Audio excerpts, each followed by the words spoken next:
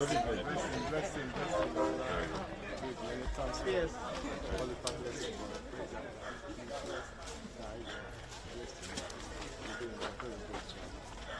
you. Thank you. How are you? All right. Yes, I didn't realize you were here. I know you did. I was trying to say, who's this young girl right here? All right. So, Naomi, who is in charge of the proceedings? Sophie right here. Beneficiary yourself? We're going to put it from underneath. Or...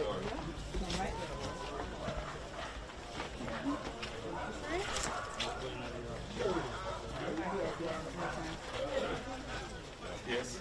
Sir? Yes. She's still walking up. Yes? All right.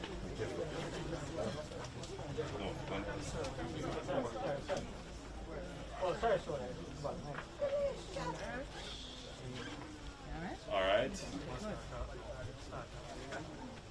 Everybody who should be here is here. Robert is here.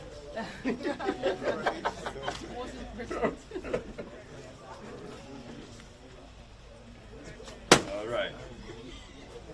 So you know my usual style. We're gonna count to 1,000,000. So everybody be prepared.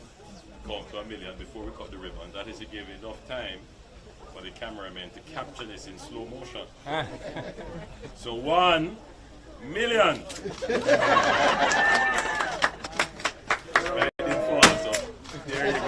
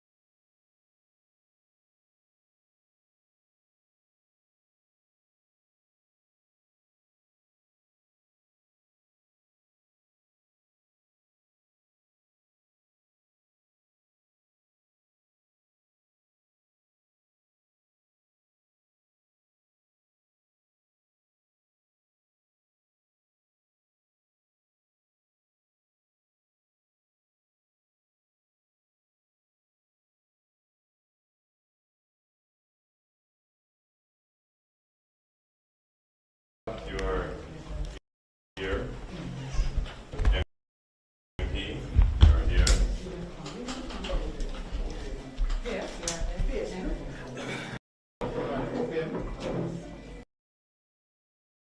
All these chairs have been tested. In fact, I will not recline them at all. And I will be that for all you to test these chairs.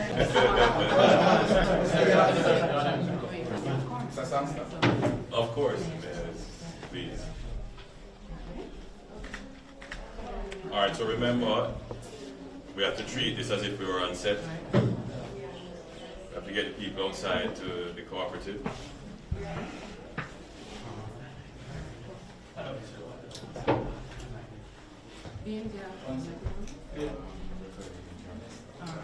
Of course, business, please.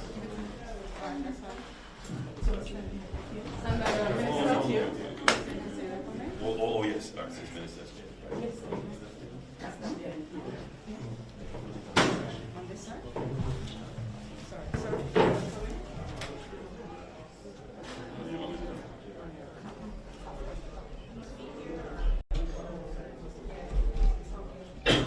All right, good.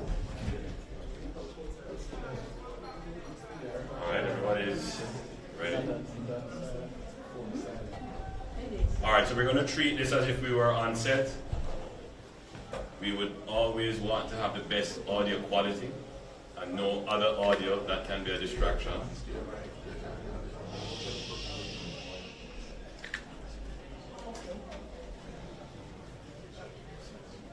You know, we have the most disciplined press corps in the world. I've seen press corps that is very disorderly. Sir, don't talk too soon.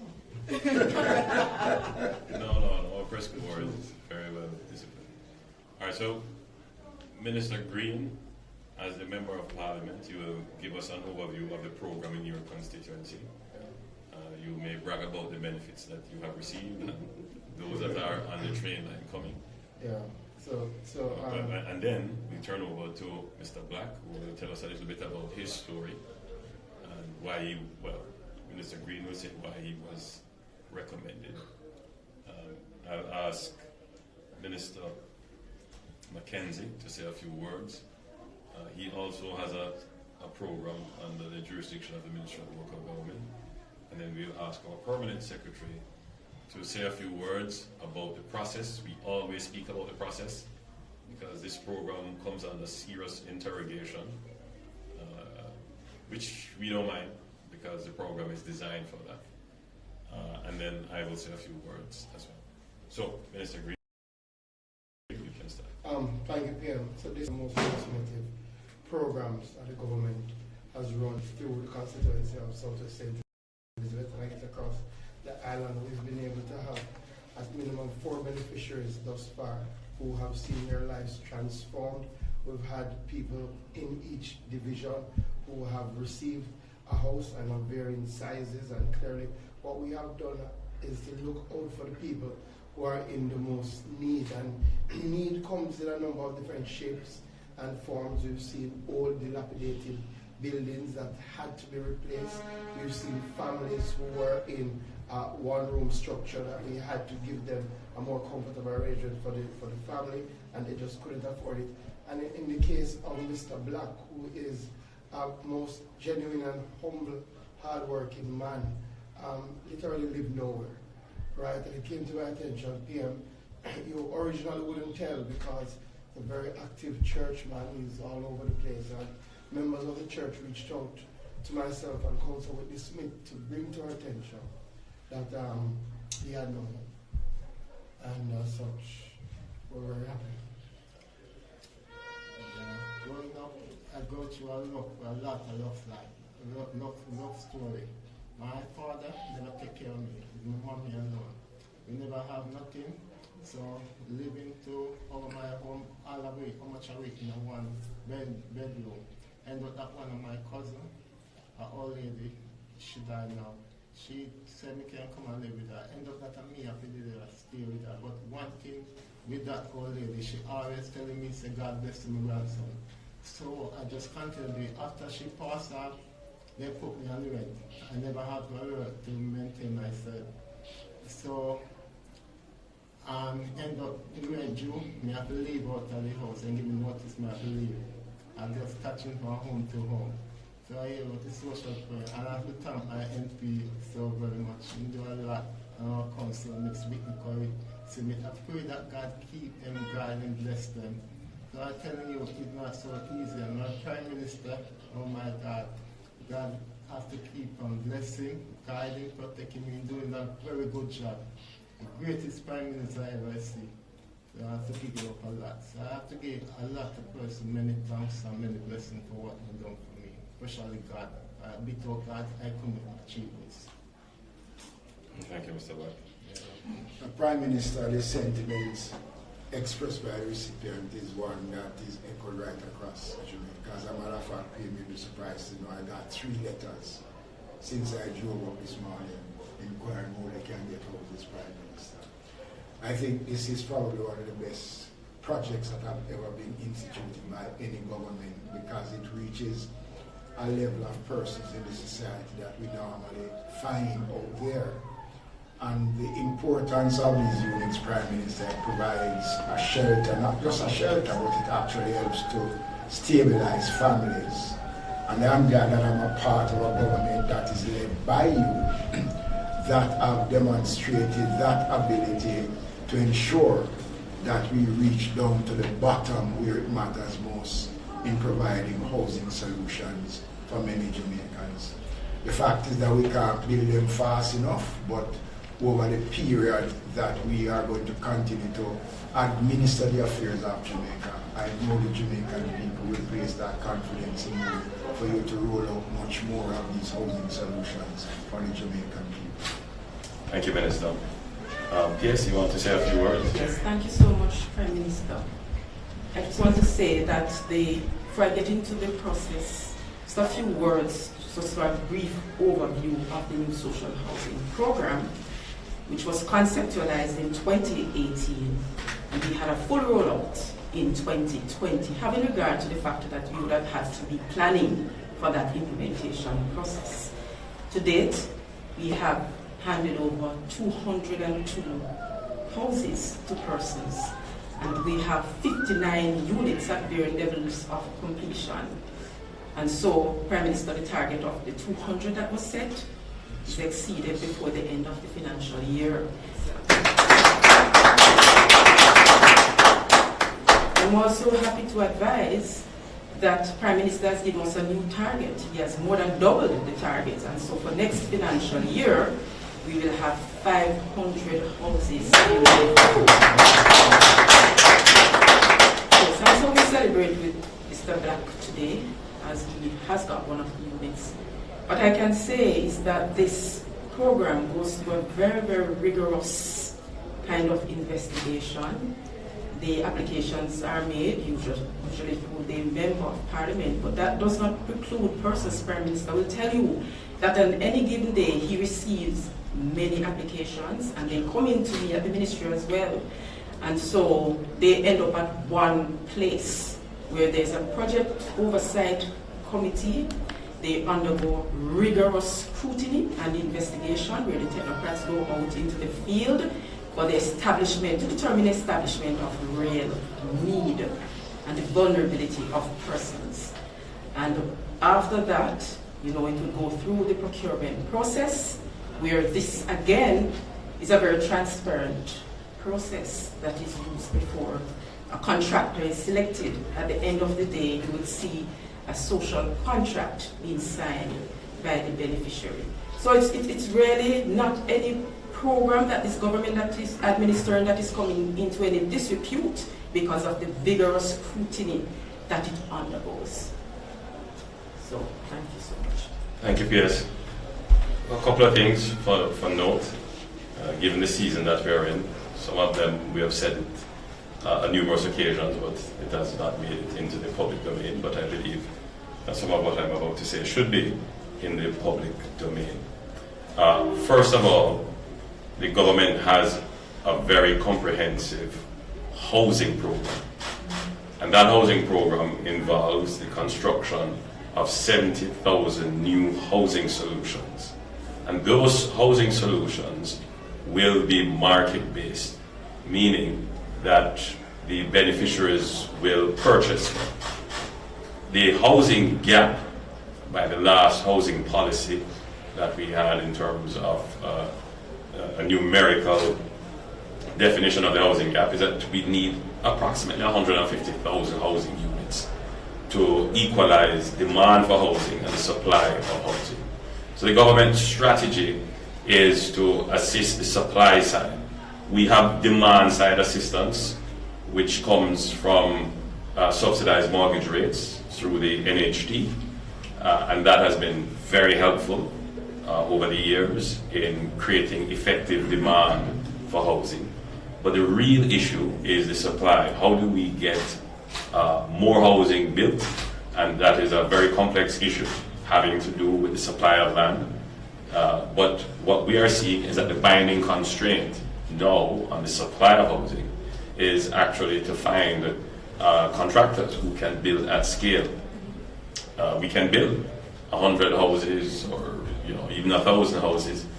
I do believe we may have some contractors who could do 10,000 housing solutions, but they couldn't do them back to back and all in one go. And we really need to develop the contracting capabilities locally to take on massive housing developments that would move the needle much more quickly. But what we are doing is building capacity, and I would say in another 5 years or so, we should have the local contracting capabilities where we can build at scale 10,000 or more units at a time, and that's where we really want to be. But providing 70,000 houses to the market would create an issue of equity in the society, meaning that if the government only focused on trying to solve the supply side of the issue, what would happen is that those people who have effective demand, they are the ones who would be able to purchase. Effective demand meaning they have income, they can afford a mortgage, they qualify for the mortgage, they have down payment for the house. Obviously they might have been employed or they have access to resources. But there is in our society a significant number of persons who are not employed, they have no income, they have no access to income, they can't afford a down payment. They are not living anywhere. What happens to those persons? Should they not have access to a minimum standard of housing as well? And so our housing policy, as I said, is comprehensive. So it looks at those who can afford, and we look at the price points in affordability. So, you know, you will have high-end houses, you will have most of the focus being on middle-end affordable, and then you have low-income housing. But below that are persons who have no income, and that is where social housing comes in. And social housing can take different forms. So Minister Mackenzie is here with me today, and he looks at social housing from the perspective of indigency. So usually you're looking at an older person who has retired, who is a shut-in, because the local government has remit for the poor in terms of how local benefits are channeled to the poor and needy in a community.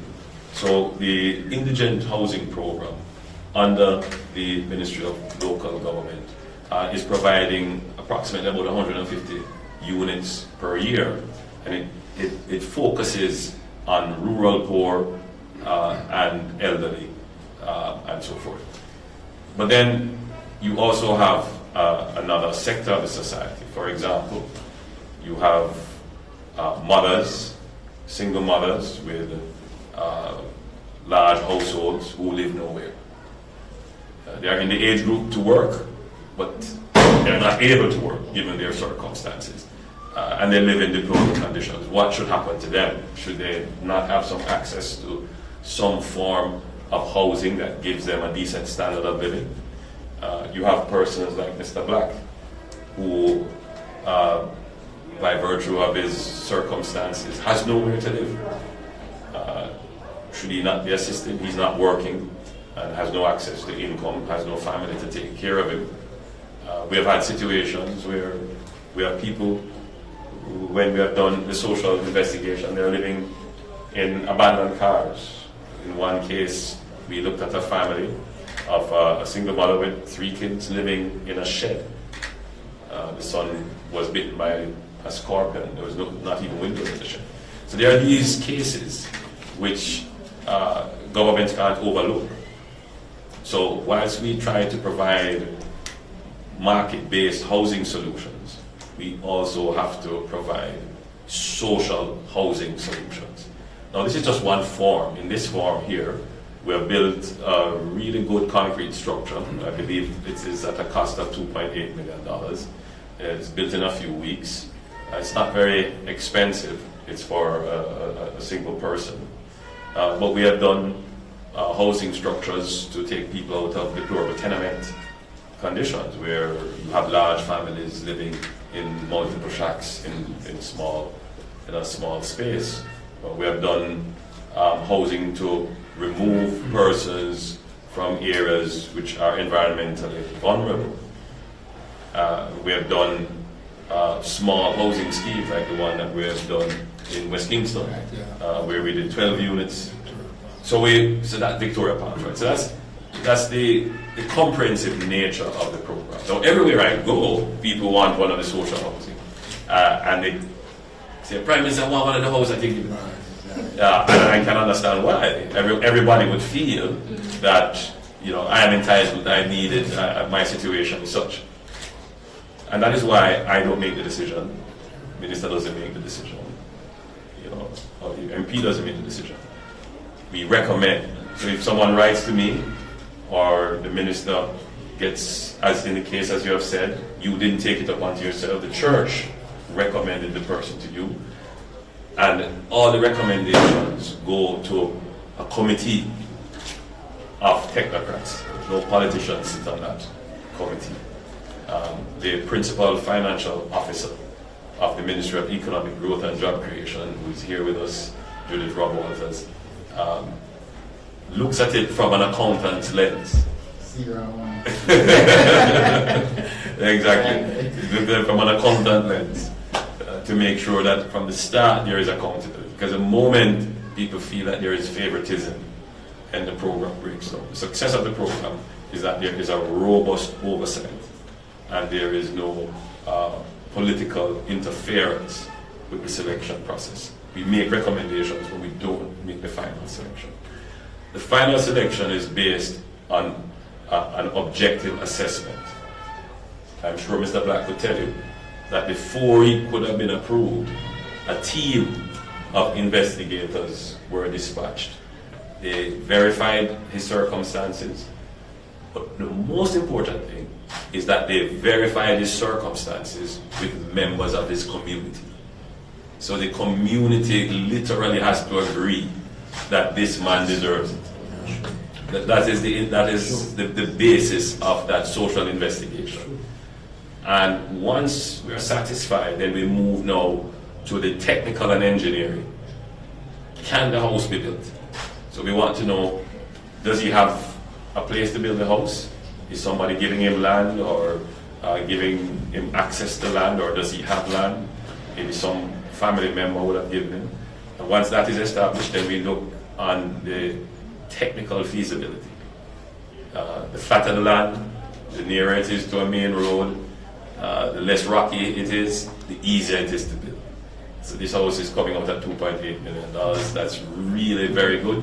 We have built others like this, which have been far more expensive because of the engineering and civil works that have to be undertaken to build the house.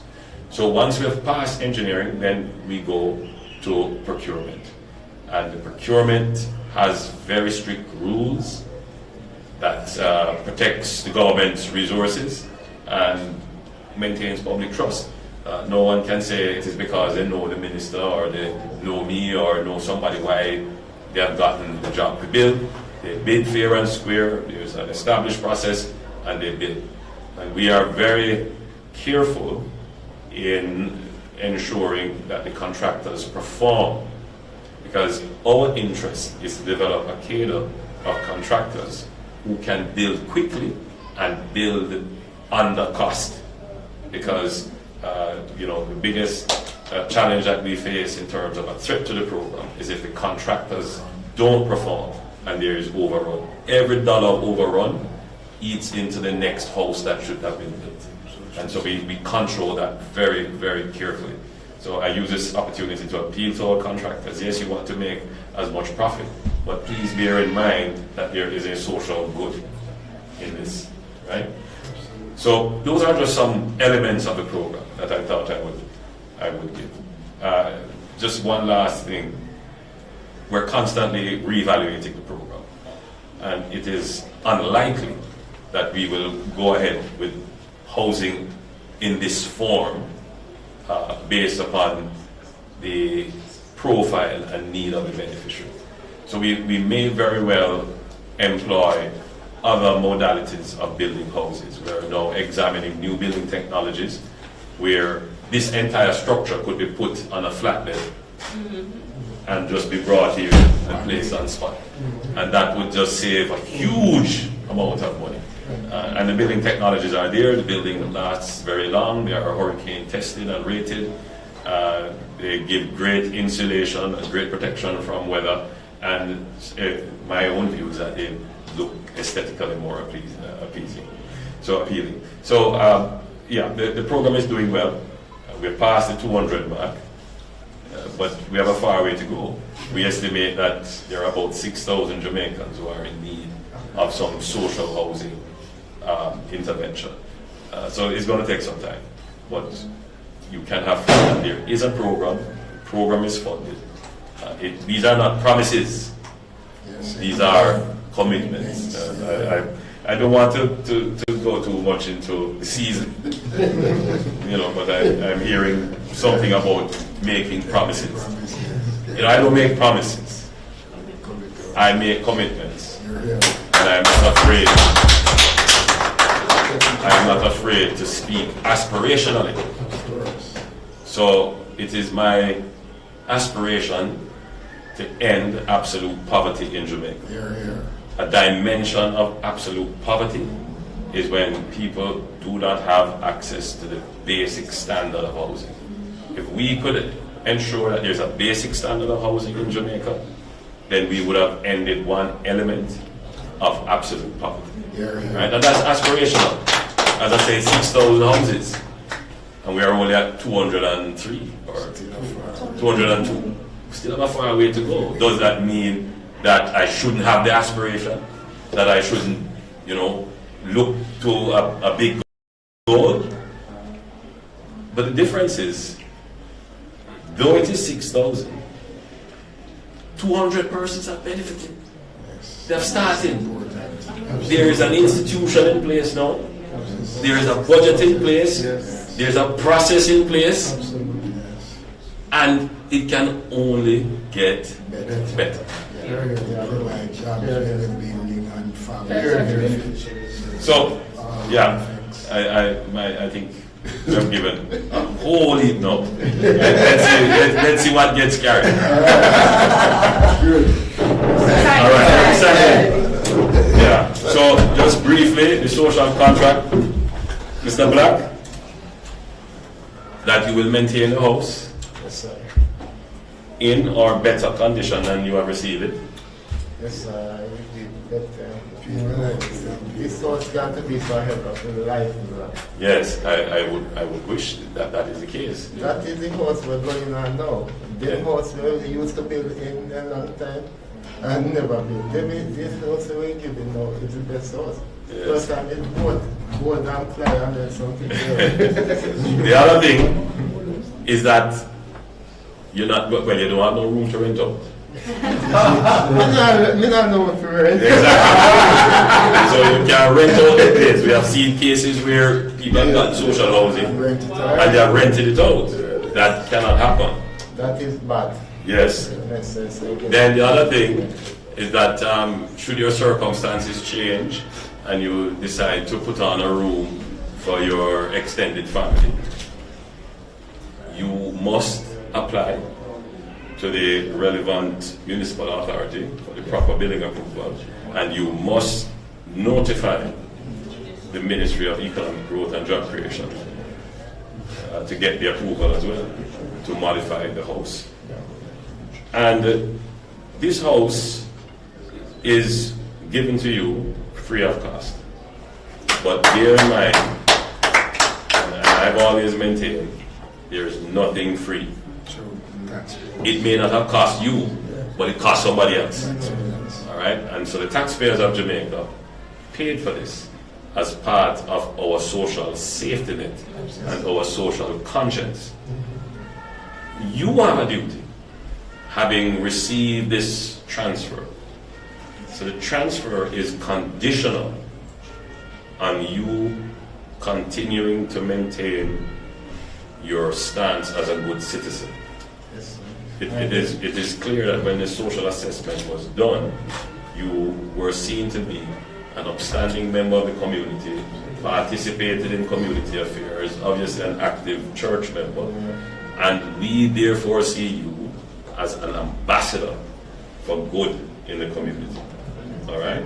And that is the exchange, which is very necessary.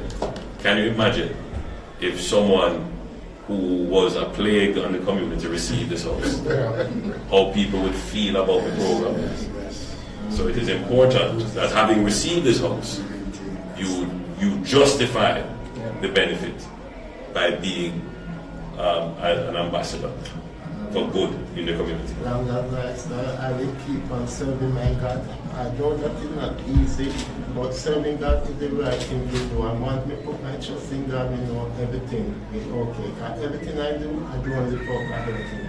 Excellent. All right, so you sign here, Mr. Black, and PS Minister will just witness. Minister will witness. Yes, you witness. Thanks. Gentlemen, can you The mayor. Minister Green?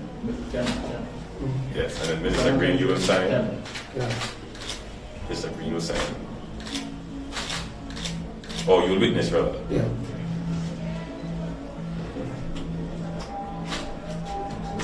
And just exchange.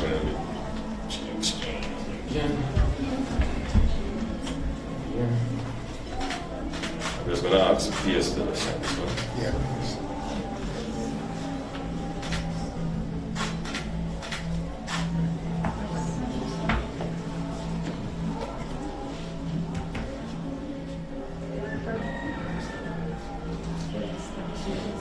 Oh, yes. Very important. It has to be seen.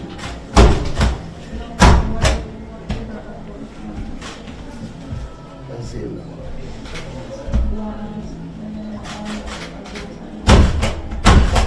All right, good. All right, thanks everyone. Let me hand over. All of the keys are missing. Yes, All right, hold on to your contract. wonderful. We're very happy for you.